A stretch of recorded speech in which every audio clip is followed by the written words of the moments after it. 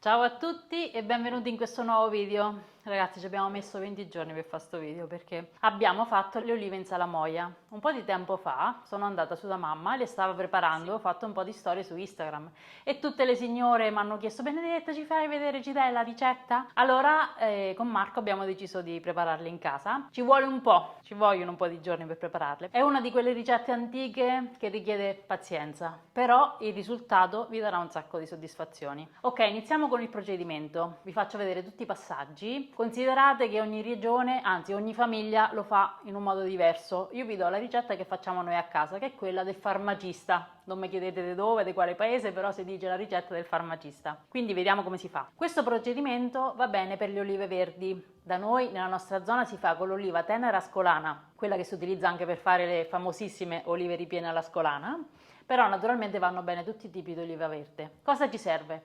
Ci servono le olive. Dopo averle raccolte, la prima cosa che bisogna fare è di controllarle bene per vedere che siano integre e non morse dalla mosca. Ok, quindi ve ne accorgete perché hanno un buchettino sull'oliva. Eliminatele tutte quelle che hanno questa macchietta. Poi, se ne rimane qualcuna, non succede niente, però facciamo attenzione ad eliminarle il più possibile perché queste sono le olive che poi vanno a male. Una volta selezionate le olive sane, vanno pesate. Dobbiamo metterle in ammollo con una soluzione caustica che si prepara secondo questa ricetta. Segnatevela.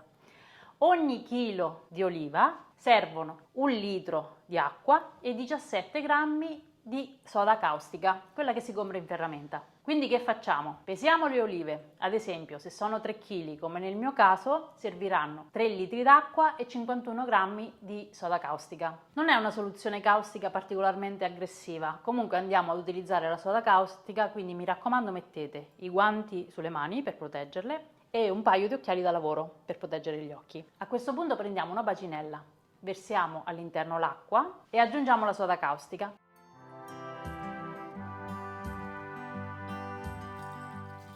La facciamo sciogliere per bene e la lasciamo lì diverse ore perché deve essere perfettamente fredda prima che andiamo ad aggiungere all'interno le olive, perché altrimenti da noi si dice le coce.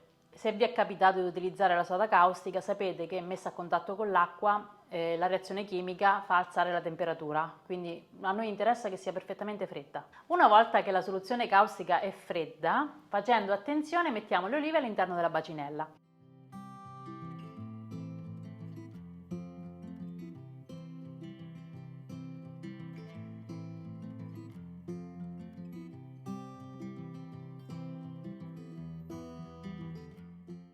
E appoggiamo sopra un panno che spinge un pochettino le olive per tenerle il più possibile a contatto con l'acqua.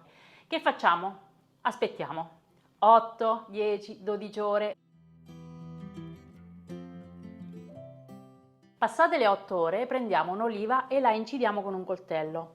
Dobbiamo vedere quanto la soda è penetrata all'interno e ve ne accorgete perché si forma una sorta di colore più scuro esternamente. Praticamente la polpa dell'oliva diventa un pochettino più scura e quando quella parte scura è la metà tra l'esterno dell'oliva e il nocciolo è ora di sciacquare, insomma di togliere la soluzione caustica. Spero di essermi spiegata, non è tanto facile spiegarlo a parole, ci vuole un po' l'occhio. Comunque solitamente dopo 8-10 ore questo procedimento è avvenuto, quindi è il momento di sciacquare. Avete visto che l'acqua nella bacinella era scura? Questo perché la soluzione caustica ha tirato fuori tutta la parte amara dell'oliva. A questo punto c'è la fase del risciacquo, quindi buttiamo via l'acqua con la soluzione caustica e aggiungiamo acqua pulita. Questo risciacquo va fatto 2-3 volte al giorno per 4-5 giorni. Durante questi risciacqui l'acqua sarà sempre meno scura e dovremo continuare a cambiarla fino a quando non sarà completamente limpida.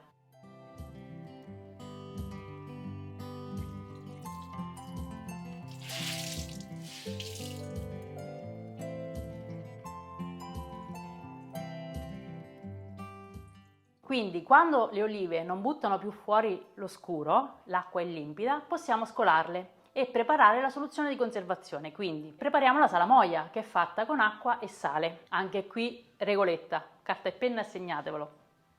Ogni chilo d'oliva mettiamo 1 litro d'acqua e 80 grammi di sale. Quindi mettiamo dell'acqua sul fuoco.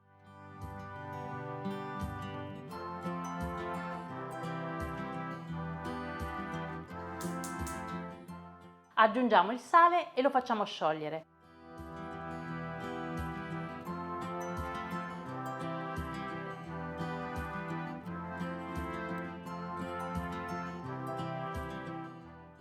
Facciamo completamente raffreddare, poi prendiamo i vasetti, li riempiamo con le olive scolate e versiamo questa salamoia all'interno del vasetto a coprirle completamente.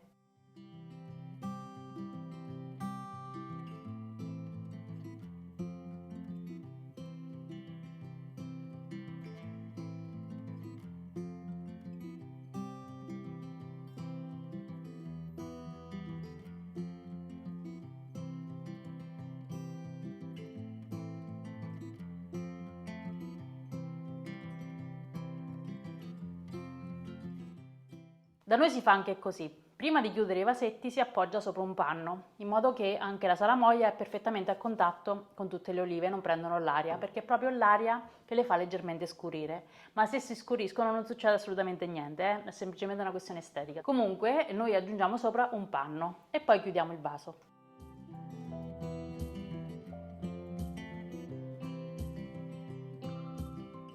Questa è la prima salamoia. A questo punto mettiamo i vasi al buio o in dispensa o in cantina, insomma l'importante è che non prendano tanta luce e li facciamo riposare per 20 giorni perché dopo c'è la seconda salamoia, come ci insegna il farmacista. Quindi che dobbiamo fare? Scoliamo le olive dalla prima salamoia e ne prepariamo una seconda meno concentrata. 1 chilo d'oliva, 1 litro d'acqua, 60 grammi di sale. Quindi è come prima, solo con 20 grammi di sale in meno. Quindi come prima, scaldate l'acqua, sciogliete il sale, fate raffreddare e riempite i vasetti.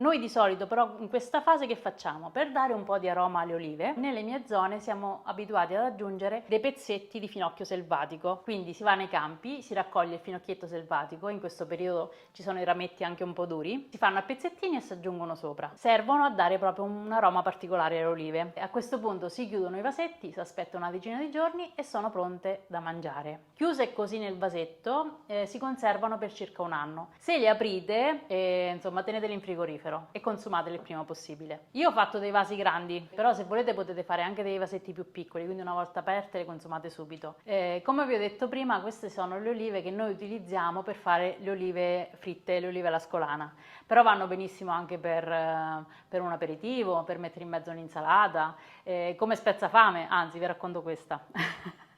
Quando ero piccolina, nella cantina di nonna c'erano tutti questi vasi pieni di olive e io ero sempre super golosa. Allora che facevo? Quando mi prendeva fame, andavo lì, mettevo la mano dentro al vaso, tiravo su una bella pugnata di olive e me le mangiavo e vedevo di me passava subito la fame. Nonna magari andava in cantina, trovava il livello delle olive che si abbassava e capiva che c'ero passata io. Ok, spero che la spiegazione sia stata abbastanza chiara. Ci vuole un po' di pazienza per prepararle, però insomma basta che vi segnate sul calendarietto i giorni, insomma le controllate, si riesce tranquillamente. Ok, spero di essere stata abbastanza chiara per il procedimento che è un po' lungo e ci vuole un po' di pazienza.